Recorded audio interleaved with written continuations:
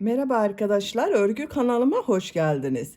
Hem kız hem erkek bebekler için yapabileceğiniz kolay tığ işi yelek yaptım. Bugün bu yelek anlatımını sizlerle paylaşmak istiyorum. Yeleği önden düğmeli yaptım.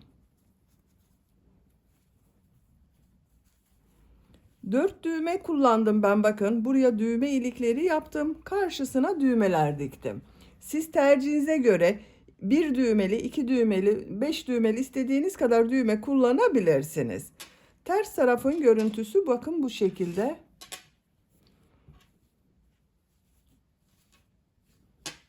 Çok güzel ve kolay bir yelek arkadaşlar. Yelek örgüsüne yakadan zincir yaparak başlıyoruz. Ben bugün bu yelek anlatımını 6-12 ay arası bebek ölçüsüne göre yapıyorum. Siz bu yeleği yeni doğan bebek için yapabilirsiniz. 1, 2, 3, 4, 5 yaş, her yaş çocuklarınıza yapabilirsiniz. Yeni doğan bebek için yapmak istiyorsanız benimle aynı sayıda başlayabilirsiniz. Bu arttırma sırasını 2 sıra eksik yaparsanız yeni doğan bebek için olur. Benimle aynı sayıda başlayıp bu arttırma sırasını bir sıra eksik yaparsanız 3 aylık bebeğiniz için olur. Benimle aynı sayıda başlayıp bu arttırma sırasını benim yaptığımdan bir sıra fazla yaparsanız 1 yaş çocuklarınız için olur.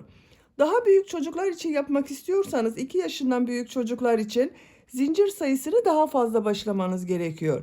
8 zincir fazla başlayabilirsiniz. Ön bölümlere bir trabzan, kol ve arka bölümlere ikişer trabzan fazla yaparsanız 2-3 yaş arası çocuklarınız için olur. Bu arttırma sırasında 2-3 sıra fazla yaparsanız 2-3 yaş arasına ayarlama yapabilirsiniz. Yelek örgüsünde iplik olarak ben bugün bu ipliği kullandım. Benekli bir iplik arkadaşlar. Benekli bebe ipliği. 100 gram iplikte 300 metre var. Markasını gösteremiyorum. Marka göstermek yasak, telif hakkı olduğu için siz tercihinize göre bu yeleği her marka iplik ve renkleri kullanarak yapabilirsiniz. Her renk iplik ile çok güzel oluyor. Düz renkli ipliklerle de yapabilirsiniz. Bir yumak iplik bitti, bakın bu kaldı bir yumak iplikten. Tığ olarak 5 numara 3 milimetre tığ kullanıyorum. Elim çok sıkı değil. Yaptığım örgüler bakın çok yumuşak oluyor. Sizin eliniz sıkıysa 3,5-4 milimetre tığ kullanırsanız çok daha güzel olur. Ölçülerini videonun sonunda ölçüyorum. Oraya bakabilirsiniz. İplik tığ hazırlayalım. Hep birlikte bu kolay ve güzel yelek örgüsüne başlayalım. Örgü kanalıma abone değilseniz abone olmayı unutmayın lütfen. Hepinize kolay gelsin. İyi çalışmalar. Örgüye yakadan zincir yaparak başlıyoruz. İlk ilmeği ben bu şekilde yapıyorum. Zincirleri yapmaya başlıyorum. Çok sıkı zincirler yapmıyorum. 70 zincir yapalım. 70 zincir yaptım. Bakın çok sıkı zincirler yapmadım. 70 zincirin kaç santimetre olduğunu ölçüyorum. 30 santimetre zincir uzunluğu var arkadaşlar. 30 santimetre için ben 70 zincir yaptım. Sizin elinizin sıklığına göre daha fazla zincir yapmanız gerekebilir. Şimdi bu zincirler üzerine yarım trabzan yapacağız. Yarım trabzan yaparken yaka ayrımlarını da yapacağız. Ön bölümleri, kol bölümlerini ve arka bölümü işaretleyeceğiz arkadaşlar. Tığ üzerine iplik alıyorum. 2 ilmek atlıyorum. Üçüncü ilmeğe yarım trabzan yapıyorum. Bakın şu şekilde tığı alıyorum. İlmeğe tığı takıyorum. İplik aldım. 3 ilmek var. Üçünün içinden bir defa da çekiyorum. Yarım trabzan oluyor. Ön bölüm için 10 yarım trabzan yapıyorum. Sıra başında yaptığım bu 2 ilmek atlama da bakın bir yarım trabzan oluyor. 1, 2, 3, 4, 5,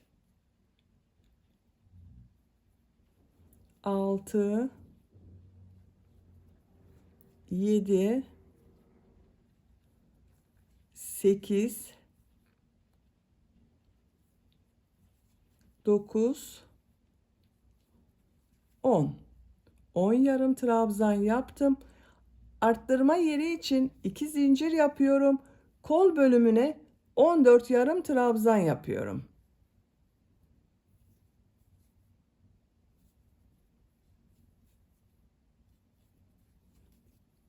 ...14 yarım trabzanı yapalım. Kol bölümü için buraya bakın 14 yarım trabzan yaptım. 2 zincir yapıyorum arttırma yeri için. Arka bölüm için 20 yarım trabzan yapıyorum.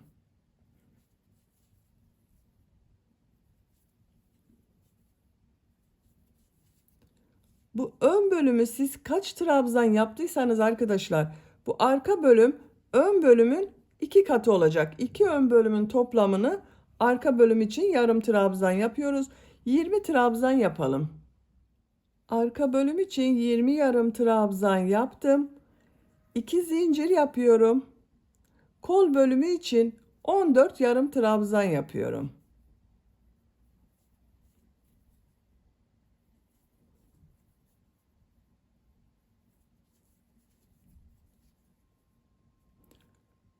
...14 yarım trabzanı yapalım. Kol bölümü için 14 yarım trabzan yaptım. Arttırma yeri için 2 zincir yapıyorum. 10 yarım trabzan yapıyorum.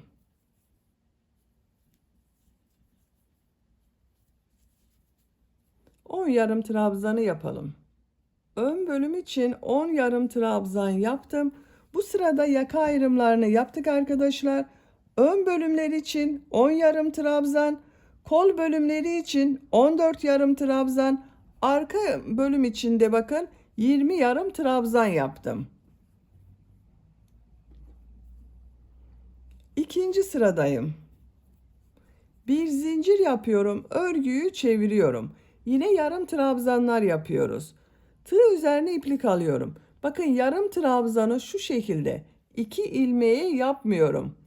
Tek ilmekten alarak yapıyorum. Bakın bu tarafta görünen tek ilmek üzerine yarım trabzan yapıyorum.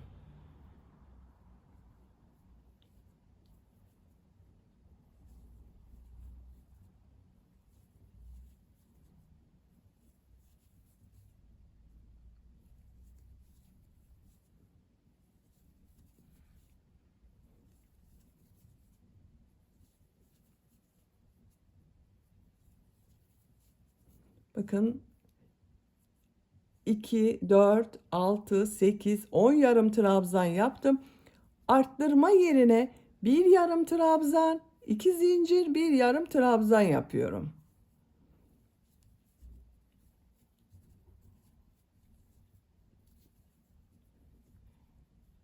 Kolda bulunan ilmekler üzerine bakın yine ilmekten alarak yarım trabzan yapıyorum. Şu şekilde yapmıyorum.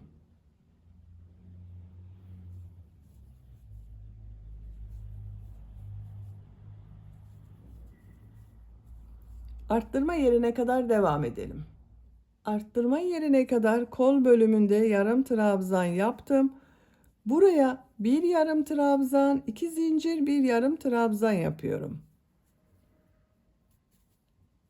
Bakın kol bölümünde bu sırada arkadaşlar 2, 4, 6, 8, 10, 12, 14, 16 yarım trabzan oldu.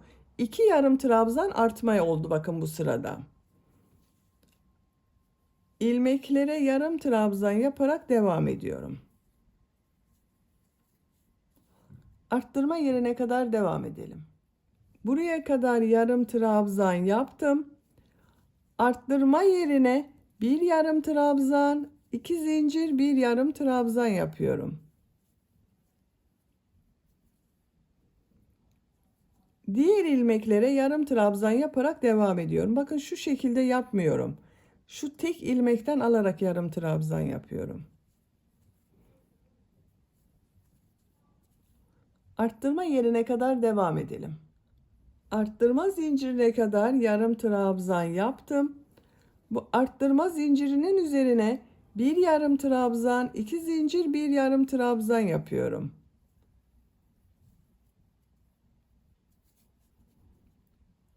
Diğer ilmeklere yarım trabzan yaparak devam ediyorum. Bakın ilmekten alarak yarım trabzan yapıyorum.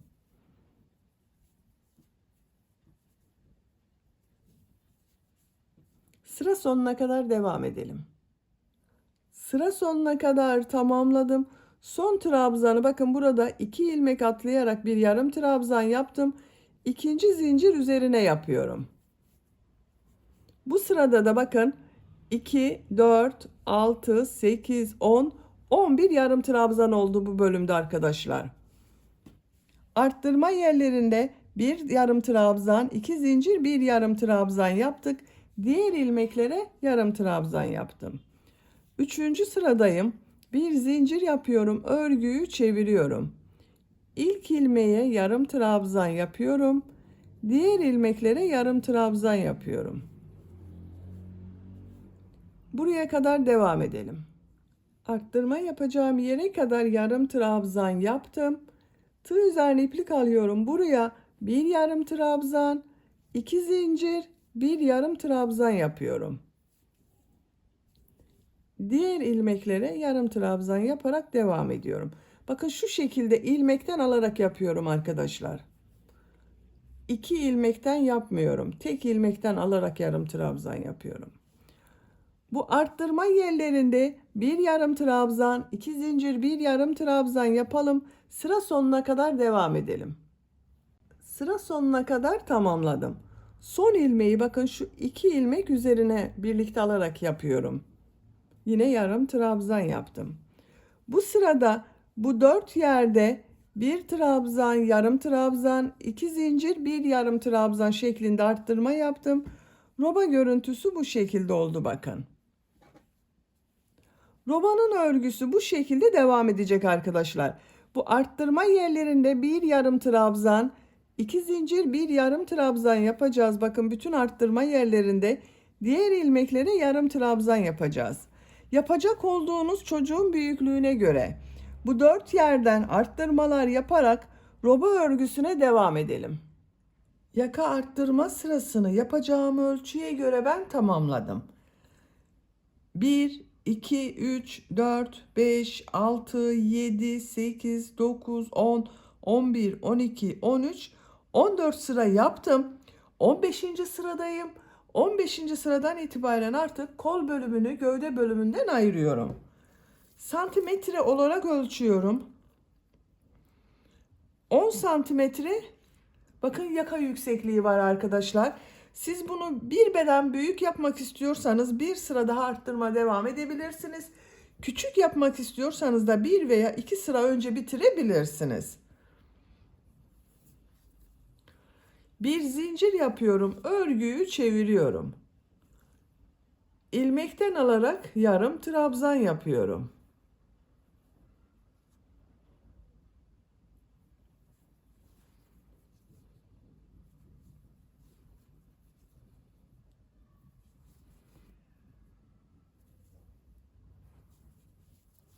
Arttırma yaptığımız bu zincire kadar devam edelim. Arttırma yaptığım zincire kadar yarım trabzan tamamladım. Bu zincir üzerine bu sırada bakın 2 yarım trabzan yapıyorum. Kol altı için bir zincir yapıyorum. Tığ üzerine iplik alıyorum. Kolda bulunan bütün ilmekleri atlıyorum. Bu arttırma zinciri üzerine 2 yarım trabzan yapıyorum. Diğer trabzanları bakın ilmeklerden alarak devam ediyorum.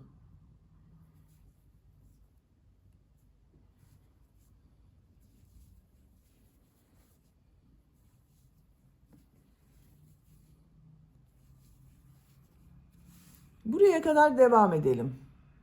Buraya kadar bakın yarım trabzan tamamladım. Arttırma yerine 2 yarım trabzan yapıyorum. Kol altı için bir zincir yapıyorum. Kolda bulunan bütün ilmekleri atlıyorum. Bu arttırma yaptığım bir zincir üzerine 2 yarım trabzan yapıyorum.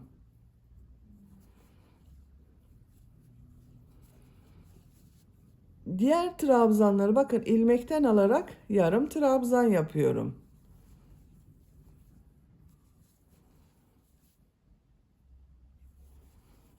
Sıra sonuna kadar devam edelim. Sıra sonuna kadar tamamladım. Bu sırada bakın yine yarım trabzanlar yapmaya devam ettim. Kol bölümlerini gövde bölümünden ayırdım. Kol altında birer tane zincir yaptım. Artık örgüye gövde örgüsüyle devam ediyorum. Bir zincir yapıyorum, örgüyü çeviriyorum. İlmeklerden alarak yarım trabzan yapıyorum.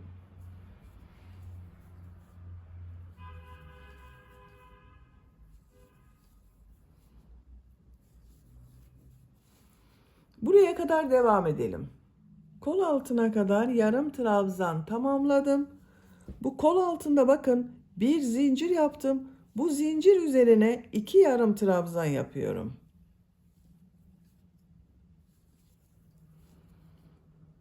Diğer ilmeklere yarım trabzan yaparak devam ediyorum.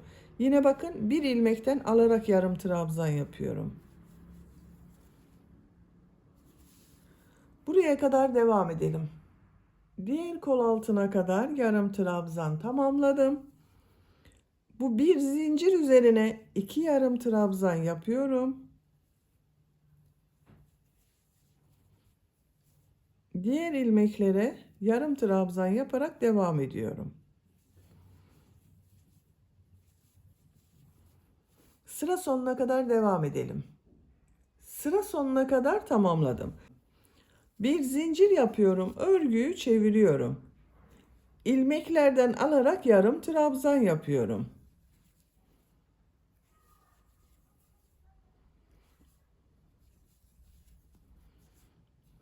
Sıra sonuna kadar devam edelim. Bir zincir yapıp örgüyü çevirelim. Bu şekilde gövde örgüsüne devam ediyoruz arkadaşlar.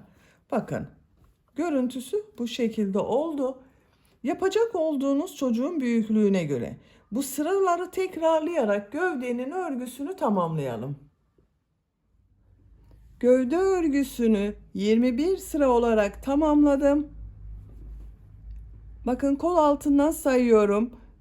2, 4, 6, 8, 10, 12, 14, 16, 18, 20, 21. Burada bitirdim arkadaşlar. Santimetre olarak ölçüyorum.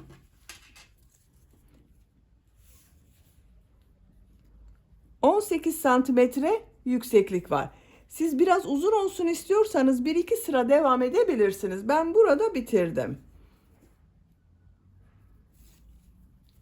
Şimdi son sıra olarak bu trabzanları yapacağız arkadaşlar. Bir düz bir ters trabzan yapacağız. 2 zincir yapıyorum.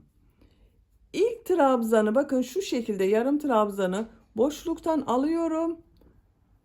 İkili trabzan yapıyorum bakın. Ters taraftan boşluktan alıyorum. Trabzan yapıyorum. Şu şekilde düz taraftan boşluktan alıp trabzan yapıyorum.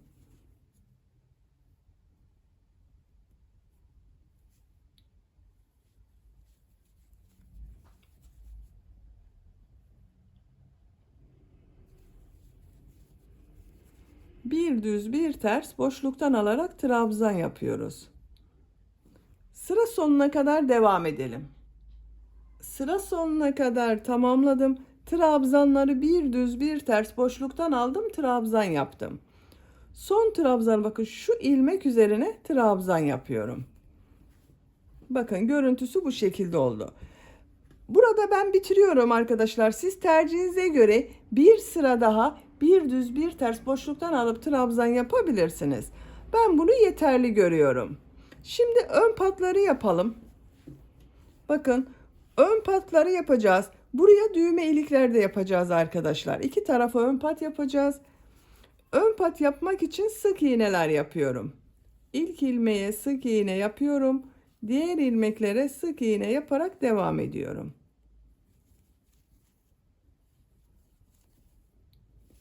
Yaka başlangıcına kadar devam edelim. Sıra sonuna kadar sık iğne yaparak tamamladım. Bir sıra daha sık iğne yapacağız. Sık iğneyi yapmadan önce buraya düğme ilikleri yapacağız arkadaşlar. İşaret yapıyorum. İlk düğme iliğini bakın buraya Siz tercihinize göre istediğiniz kadar düğme iliği işareti yapabilirsiniz. İkinciyi bakın buraya yapıyorum.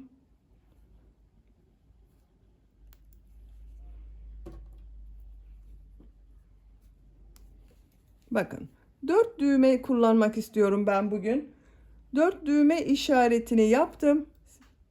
Siz bunu 3 düğmeli yapabilirsiniz, 5 düğmeli yapabilirsiniz. Bir zincir yapıyorum, örgüyü çeviriyorum. İlk ilmeğe sık iğne yapıyorum. Düğme iliği için 3 zincir yapıyorum. 2 ilmek atlıyorum, sık iğne yapıyorum. Diğer ilmeklere sık iğne yaparak devam ediyorum. Bakın sayalım. 2 3 4 5 6 7 8 8 sık iğne yaptım. Düğme iliği için 3 zincir yapıyorum. 2 ilmek atlıyorum. 8 sık iğne yapıyorum. Düğme ile işaret yaptığımız yere kadar devam edelim. İşaret yaptığım yere kadar 8 sık iğne yaptım. Düğme iliği için 3 zincir yapıyorum. 2 ilmek atlıyorum, sık iğne yapıyorum. Diğer düğme iliği yapacağımız yere kadar 8 sık iğne yapalım. 8 sık iğne yaptım. 3 zincir yapıyorum. 2 ilmek atlıyorum, sık iğne yapıyorum. Bakın son düğme iliğini yaptım. Sıra sonuna kadar devam edelim. Sıra sonuna kadar tamamladım. Bu sırada bakın düğme ilikleri yaptım. 1, 2, 3, 4 düğme iliği yaptım. Bir zincir yapıyorum. Örgüyü çeviriyorum. Son sıra olarak yarım trabzan yapıyorum. İlk ilmeğe yarım trabzan yapıyorum. Diğer ilmeklere yarım trabzan yaparak devam ediyorum.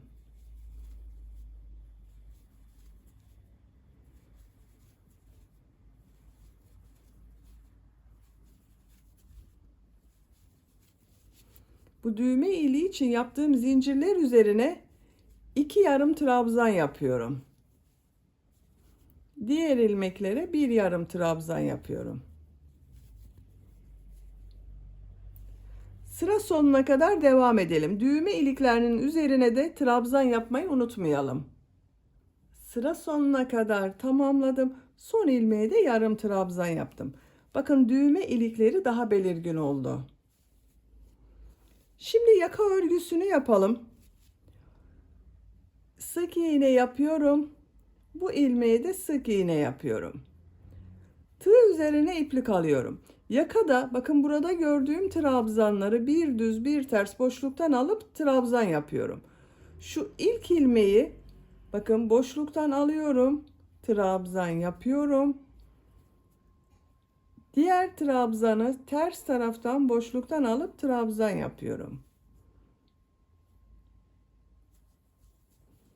Bir düz bir ters boşluktan alarak trabzan yapıyoruz.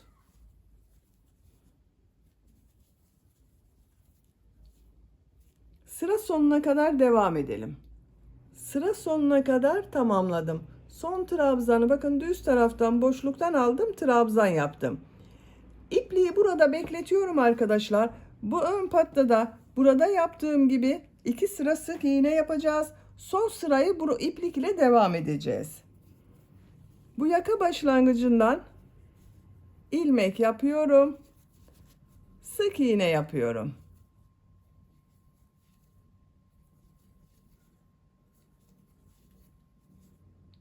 Sıra sonuna kadar devam edelim.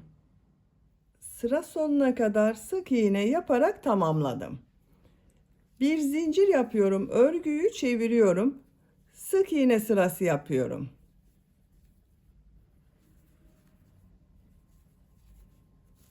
Yaka başlangıcına kadar devam edelim. Sık iğne yaparak sıra sonuna kadar tamamladım. İpliği kesiyorum.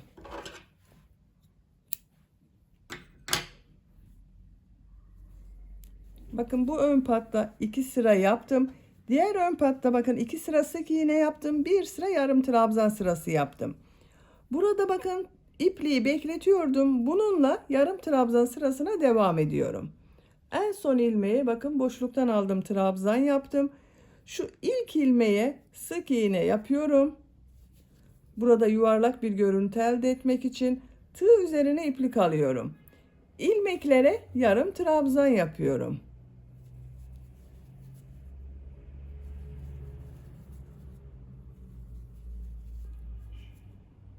Sıra sonuna kadar devam edelim. Sıra sonuna kadar tamamladım. İpliği kesiyorum. Bakın arkadaşlar, bu ön pattada son sırada yarım trabzan yaptım. Görüntüsü bu şekilde oldu. Düğmelerini de diktim. Burada yaptığım düğme iliklerinin tam karşısına gelecek yere bakın, düğmelerini diktim. Şu şekilde düğmelerini takarak kullanabiliriz. Şimdi kol örgüsünü yapalım. Bakın, ben kolun birisini bu şekilde yaptım. Diğer kolu sizinle yapalım. Kol altından ipliği bağlıyorum.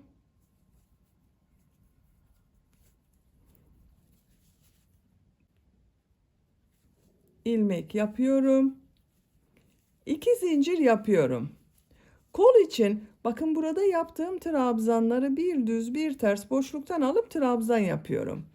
Şurada bakın, şu ilmeği tığ şu şekilde takıyorum. Trabzan yapıyorum. Şu trabzanı ters taraftan boşluktan alıp trabzan yapıyorum. Bir düz bir ters boşluktan alarak trabzan yapıyoruz.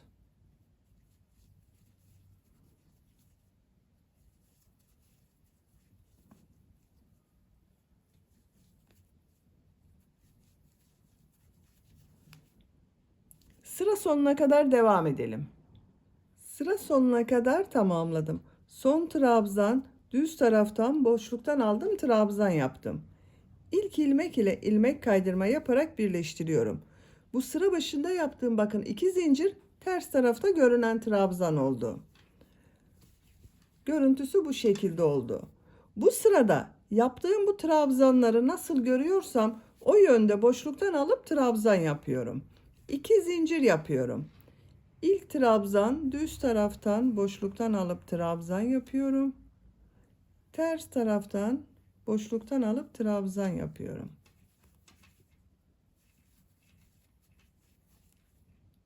Sıra sonuna kadar devam edelim. Sıra sonuna kadar tamamladım. Son trabzan, düz taraftan boşluktan aldım, trabzan yaptım. İlk ilmek ile ilmek kaydırma yaparak birleştiriyorum. İpliği kesiyorum. Sıra başında yaptığım 2 zincir ters tarafta görünen trabzan oldu bakın. Böylece yelek örgüsünü bitirdim. Diğer kol örgüsünü de bu kol örgüsü gibi başlayıp tamamlayabilirsiniz bakın. 2 kol aynı oluyor. Bakın arkadaşlar, yelek çok güzel oldu. Esnek bir yelek oldu. Bakın, çok esnek.